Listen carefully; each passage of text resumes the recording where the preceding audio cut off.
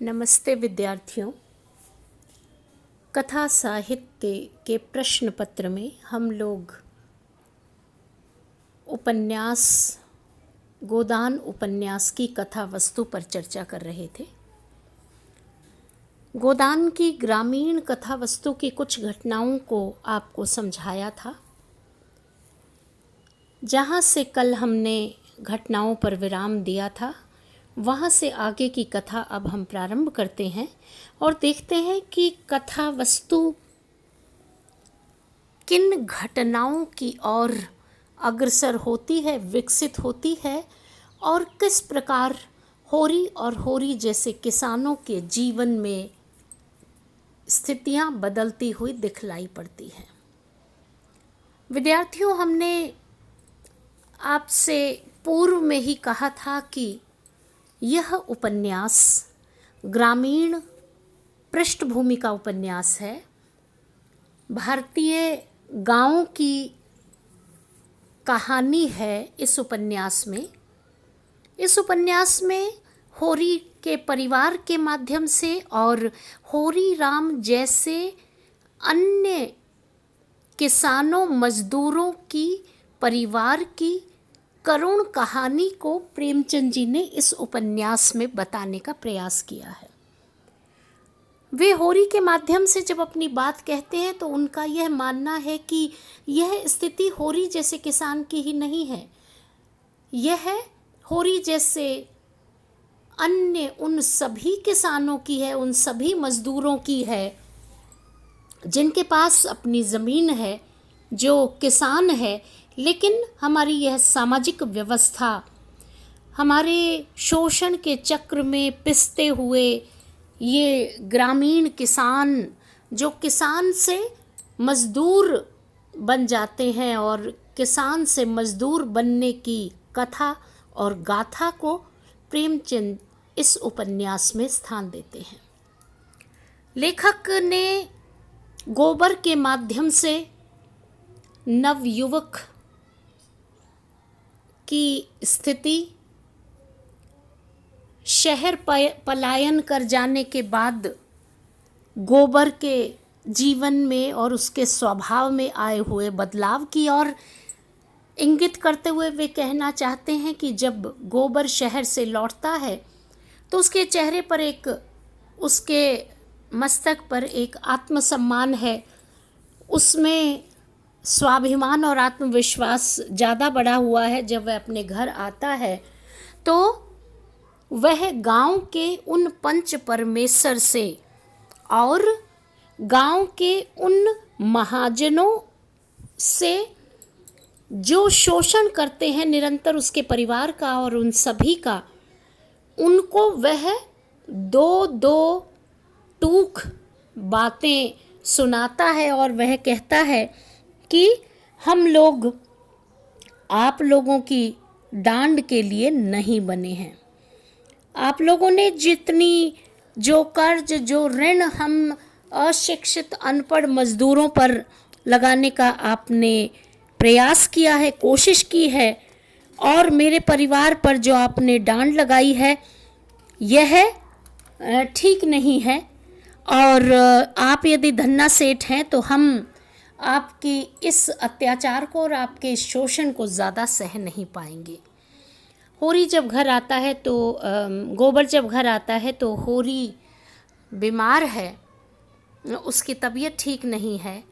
गोबर आश्वस्त करता है कि दादा आप निश्चिंत रहें, मेरे आने के बाद अब आपको कोई दिक्कत नहीं होगी। वह शहर से 100 रुपया ले भी आया है। वह अपनी पत्नी झुनिया से ये कहता है कि मेरे पास रुपए हैं, अब चिंता करने की कोई बात नहीं है, मैं तुम्हें शहर ले चलूँगा। झुनिया कहती है कि तुम्हारा क्या भरोसा, अभी तो मुझे पहले ही रास्ते में छोड़कर चले गए थे, तो जब तक मुझे विश्वास नहीं होगा मैं तुम्हारे साथ नहीं जाऊँगी। गोबर जब शहर से लौटता है तो होरी को लगता है कि उसके दिन अब फिर जाएंगे, लेकिन थोड़े ही दिनों बाद गोबर का स्वभाव इस तरह का दिखलाई पड़ता है कि वह अपने माता पिता को खरी खोटी सुनाने लगता है और उनसे झगड़ा करके झुनिया को और अपने बच्चे को लेकर शहर चला जाता है।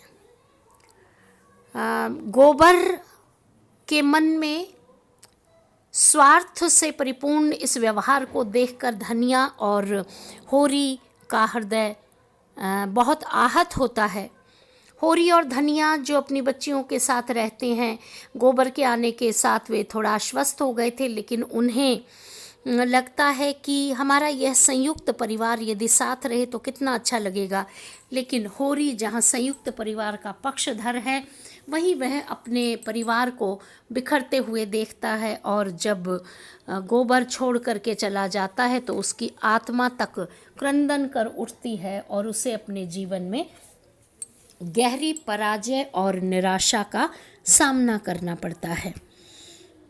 होरी के जीवन में समस्याएं धीरे धीरे और बढ़ती चली जा रही हैं। होरी के सामने 2 बेटियों के विवाह का प्रश्न भी है, और बड़ी बेटी सोना विवाह के योग्य हो गई है।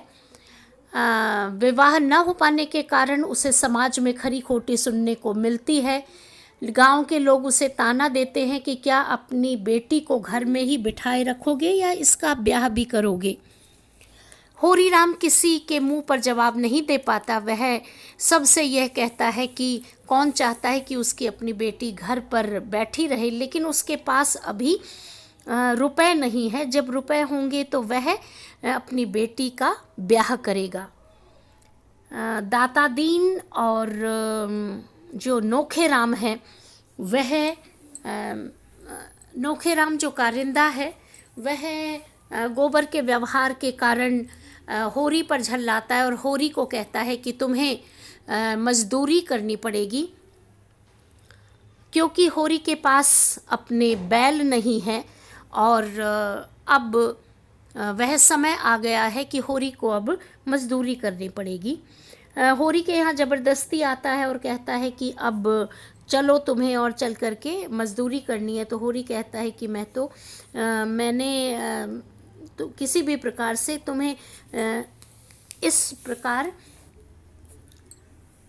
मजदूरी के लिए मना नहीं कर रहा हूँ, मेरी तबीयत थोड़ी ठीक नहीं है, मैं अभी आता हूँ।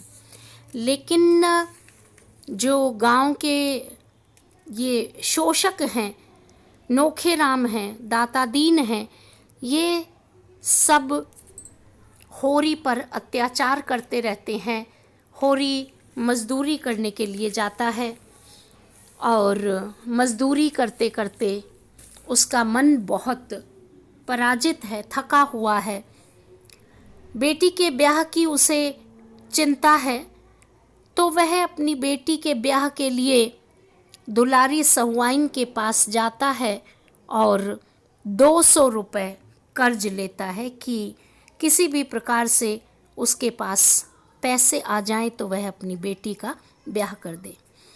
इधर लाला पटेश्वरी गोबर और होरी दोनों से चिढ़े हुए हैं। उधर मंगरू शाह को उभार कर होरी अपने बाकी रुपयों का दावा करता है। लाला पटेश्वरी के षड्यंत्र से होरी को पता चलता है कि कब दावा दायर हुआ और कब डिग्री हुई। उसको जब इसका पता चलता है तो जो व्यक्ति है उसकी ईख नीलाम करने के लिए, कुर्की के लिए आ जाता है। 250 रुपये की ईख 150 रुपये में ही नीलाम हो जाती है।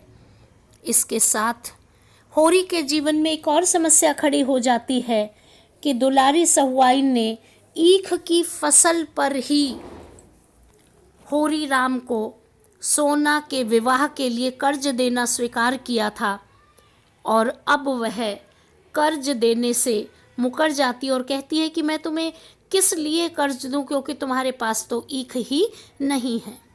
होरी के सामने खेत अब रहन पर रखकर कर्ज लेने की नौबत आ जाती है। सौभाग्य से होरी को बिना खेत रखे ही नौहरी से सोना के विवाह के लिए कर्ज मिल जाता है, पर ईख के लिए, बीज के लिए उसे रुपए नहीं मिल पाते हैं और अगले साल वह ईख नहीं बो पाता है। इस तरह से हम देखते हैं कि ग्रामीण कथा वस्तु में होरी के जीवन में निरंतर उसकी आर्थिक दशा दिनों दिन दयनीय होती चली जाती है और जिंदगी की लड़ाई में हमेशा उसकी हार ही हार होती चली जाती है और वह बिना हिम्मत हारे धनिया के सहारे अपनी बेटियों के साथ मजदूरी करते करते करते करते परिस्थितियों से संघर्ष करते करते लड़ते लड़ते वह अपने जीवन को चलाता जाता है।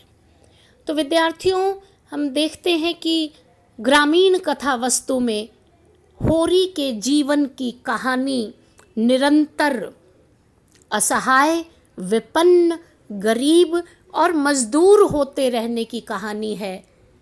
पुत्र गोबर छोड़ करके चला गया है, धनिया और दोनों बेटियां होरी की सहायता करती हैं। होरी किसान से अब मजदूर हो गया है और मजदूरी करते करते वह और असहाय होता चला जाता है। इस असहाय होने की कहानी को प्रेमचंद जी ने बहुत ईमानदारी से इस उपन्यास में अभिव्यक्त किया है। आज इतना ही। धन्यवाद।